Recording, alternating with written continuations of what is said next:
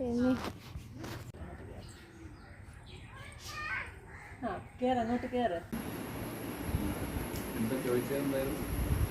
Solar panel. എന്താ solar panel? എന്താണ് solar panel പറയുന്നത്?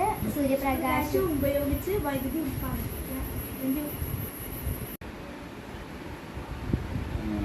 KSEB അതുപോലുള്ള ലൈസൻസുകളിലെ ലൈൻ ഉണ്ടല്ലോ, ഗ്രിഡ് എന്നാണ് പറയുക. ആ ലൈനിലേക്ക് ഇതിനെ കടത്തി വരും.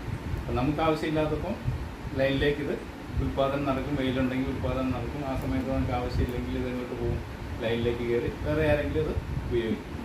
നമുക്ക് ആവശ്യം വരുമ്പോഴോ നമ്മൾ നേരിട്ട് യൂസ് ചെയ്യും.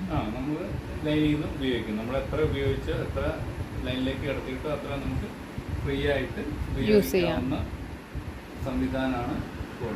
ഹീറ്റും പ്രകാശവും അല്ലേ, രണ്ട് രൂപത്തിലാണ് നമുക്ക് കിട്ടുന്നത്. അതിനെ ഇലക്ട്രിക്കൽ എനർജി ആയിട്ട് മാറ്റും. അതിനുള്ള പാനലാണ് സോളാർ പാനൽ എന്ന് പറയുക.